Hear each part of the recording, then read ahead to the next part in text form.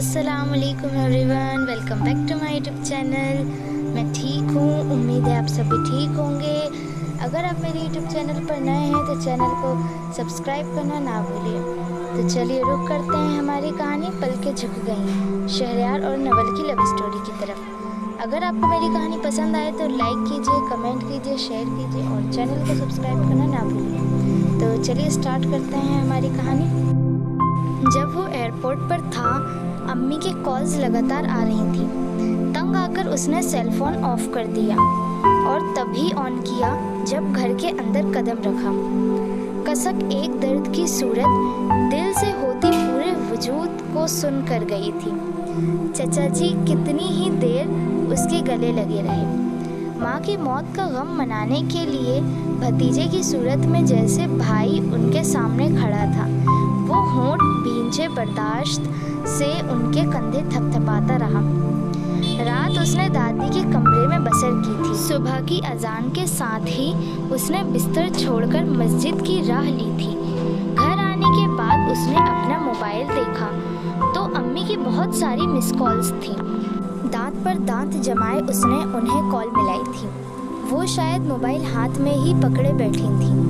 दूसरी बेल पर call receive करते हुए उनकी लरजती हुई आवाज़ उसके कानों में गूंजी। कहाँ हो शहरयार? पूरी रात जागती रही हूँ। 100 बार कहा है खुदा के लिए ऐसा मत किया करो मेरे साथ। वो फट पड़ी थी। चचा जी के यहाँ हूँ अम्मी, और अब दादी के तीजे के बाद ही आऊँगा। उसका दिल कुरलाया था दादी के लिए ये अल्फाज इस्तेमाल करते हुए। कितनी बेरहम होती है मौत और उसकी हकीकत। दूसरी तरफ खामोशी छा गई। आप फजूल का स्ट्रेस मत लीजिए, मैं ज़्यादा बात नहीं कर सकता। कुछ देर में इजहारे हमदर्दी के लिए लोग आना शुरू हो जाएंगे। मेरा उनके बीच मौजूद रहना ज़रूरी है। उनके जनाजे को कंधा नहीं दे पाया, कम से कम इतना तो कर ही सकता हूँ। आखिर पोता हूँ उनका। उनकी खामोशी से फ़ायदा उठाते हुए उसने एक ही सांस में सारी बात कह डाली। अपना ख्याल रखिएगा, खुदा हाफिज। धीरे से कहते हुए उसने फ़ोन काट दिया था। तीजा हो चुका था और उसके जाने का वक्त भी। अगले ही दिन वो रुखसती के लिए चाचा जी के सामने बैठा था। उन 2-3 दिनों में घर के किसी भी शख्स से ठीक से बात करने की फुर्सत नहीं मिली थी और नवल को तो उसने ठीक से देखा भी नहीं था। शायद वो खुद ही उसके सामने आने से बच रही थी, मगर जो भी था शहरयार को बेकरार करने के लिए काफ़ी था। कब? आज? उन्होंने पूछा। मैं जाने से पहले कुछ कहना चाहता हूँ आपसे। कहते कहते उसने होंठ भींचे। उन्होंने सवालिया नज़रें उसके चेहरे पर जमाई। क्या बात है बेटा? चाचा जी। चाची नज़रें उनकी तरफ उठाए वो एकदम अपनी जगह से उठकर उनके कदमों में आ बैठा। वो हैरान रह गए। आप मुझे अपना बेटा मानते हैं ना? वो अजीब से अंदाज में सवाल कर रहा था। वो हैरान और परेशान उसे देखने लगे। हाँ शहरयार, तुम्हें इसमें कोई शक है? अगर मैं आपसे कुछ मांगूं तो देंगे? वो लम्हा लम्हा उनकी उलझन बढ़ा रहा था। उन्होंने अपने घुटनों पर धरे उसके हाथ थामे। एहसास के असर में एक टुक उसे देख रहे थे। मुझे नवल का हाथ दे दें चाचा जी। उसका धीमा लहजा जैसे किसी बिच्छू की तरह उन्हें डंक मार गया था। वो उछल पड़े। देंगे ना चाचा जी? वो उनकी हालत महसूस कर रहा था, मगर इस वक्त उसे सिर्फ अपनी गर्ज याद थी। मगर वह बोल ही कब रहे थे। बेयकीनी से बढ़कर कुछ था जिसने उन्हें हक्का बक्का कर दिया था। आज अगर दादी होती तो उनकी भी यही ख्वाहिश थी। मैं जानता हूँ ये वक्त मुनासिब नहीं है इन बातों के लिए, मगर मेरी मजबूरी है चाचा जी। इस बार चला गया तो फिर वापस आना बहुत मुश्किल होगा मेरे लिए। उसके लिए चाचा की खामोशी समझना मुश्किल था। चाचा जी। आस व निराश की हालत में उसने दोबारा पुकारा। ये नामुमकिन है शहरयार। सर हिलाते हुए उनका अंदाज एकदम ठोस था। भाभी को साथ लेके आओगे उनकी मर्जी से तो ये रिश्ता हो सकता है, मगर यूँ उनको को बताए बिना चोरी छुपे ये काम करने का मैं सोच भी नहीं सकता। मगर चाचा जी, उनकी बात खत्म होते ही वो बोल उठा, इसमें किसी अगर मगर की कोई गुंजाइश नहीं है शहरयार। ये ठीक है कि मैं तुम्हें अपना बेटा मानता हूँ, मगर समीना भाभी तुम्हारी माँ हैं, उनका तुम पर मुझसे कई ज़्यादा हक है। जब अम्मा के मरने पर वो तुम्हारे यहाँ आने के हक में नहीं थी, तो इस घर के रिश्ते जोड़ने के लिए खुद यहाँ कैसे आ सकती हैं? वो बेवकूफ़ नहीं थे, सारे हालात उनके सामने थे, तो आप इनकार कर रहे हैं। उसकी भूरी आंखों में मायूसी उतर आई। आप समीना जहां ज़ेब का बेटा होने की वजह से मुझे इनकार कर रहे हैं। आप हयात अजीज़ का बेटा समझकर मेरी बात नहीं मान सकते। तुम तो अच्छे खासे समझदार हो शहरयार, समझने की कोशिश करो। उसके कंधे पर हाथ रखते हुए उनका लहजा नरम पड़ा। मैं बेटी का बाप हूँ, उसकी ज़िंदगी का हर फैसला बहुत सोच समझकर करना है। ऐसे कैसे गैर यकीनी सूरत हाल के हवाले कर दूँ, जबकि मैं जानता हूँ भाभी कभी इस रिश्ते पर रजामंद नहीं होंगी। और फिर मैं इनकार नहीं कर रहा। अगर तुम उन्हें मनाकर साथ ले आओ तो मेरे लिए तुमसे बढ़कर कोई नहीं है, वो समझाते हुए कह रहे थे।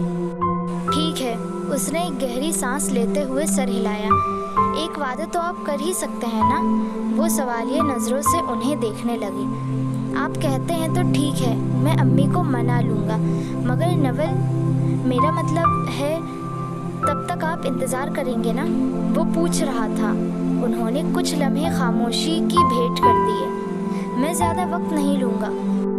उनकी खामोशी पर वो जल्दी से बोल उठा, साल भर तक का वक्त है तुम्हारे पास।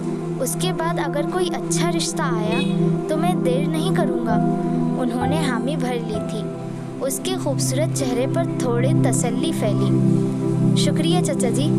उनके हाथ हल्के से थामकर वो कमरे से निकल गया था। उन्होंने एकदम से सच्चे दिल से उसके कामयाब होने की दुआ मांगी। नवल, वो जाने से पहले एक बार उससे मिलकर जाना चाहता था। उसे खुद बताना चाहता था कि वो अपने वादे का सच्चा है। वो उसका इंतज़ार बेकार नहीं जाने देगा। यमुना से पूछते हुए वो उसे ढूंढते हुए लॉन के एक हिस्से की तरफ चला आया था। अपने नाम की पुकार पर वो चौंकी ज़रूर, मगर उसे देखने से बचते हुए वो रुख फेरे खड़ी रही। इन 3 दिनों में वो एक बार भी उसे देख नहीं पाया था और अब भी वो उसका सब्र आजमाने के दर पे थी। शहरयार के गुमान में भी नहीं था कि कभी एक कोमल सा चेहरा, एक नाजुक सा वजूद उसके लिए इस हद तक ज़रूरी हो जाएगा कि उसके सामने उसकी सारी मजबूती बेख्तियारी कमज़ोरी में ढल जाएगी। मेरी तरफ देखो नवल। ढलते सूरज की नारंगी किरणें उसके चेहरे पर पड़ती उसकी रंगत को दमका रही थी। उसका चेहरा आंखों में जज्ब करते शहरयार की आंखें जलने लगी। तुम जानती हो ना मेरी बेबसी और मजबूरी। हाँ, उसने होंठ हिलाए। अब बहुत अच्छी तरह से जान गई हूँ कि आप कितने बेबस और मजबूर हैं। सर झुकाए अपनी कलाई में पड़े ब्रेसलेट से खेलते हुए उसके लहजे में अजीब सी चुभन थी। इसीलिए खुद को समझा लिया, क्योंकि मैं नहीं हूँ बेबस और मजबूर। मैं जो हूँ वो कर सकती हूँ। उसने अचानक ही सर उठाकर उसकी आंखों में आंखें डाली थी। शहरयार कितनी ही देर उसकी सुरमई आंखों में तैरते गुलाबी डोरे देखता रहा। और तुम क्या चाहती हो? कमाल है, ये आपको इन 3 दिनों में समझ में नहीं आया? पूछते हुए उसकी आंखों में हंसी उभरी थी। शहरयार की चौड़ी पेशानी पर कई सिलवटें पड़ी। होंठ एकदम से भींच गए। नवल, आप वापस जाइए। नवल ने सुनने की भी कोशिश नहीं की कि वो क्या कहना चाह रहा था। अपनी ज़िंदगी में मगन हो जाइए। वही कीजिए जिससे आपको कोई मुश्किल ना हो, जिसे करने से आपकी राह में कोई मजबूरी, कोई बेबसी हायल ना हो। तुम्हें कितनी फिक्र है मेरी मुश्किलों की, है ना? आंखों में तनाव लिए वो चटक कर बोला, तुम्हें पहले से पता नहीं था कि मैं किन हालातों में आया हूँ यहाँ। मुझे ये सब फेस करना है। मेरी मुश्किलें, मेरी परेशानियों में इतनी फिक्र थी तो पहले बता मैं भी समझा लेता खुद को।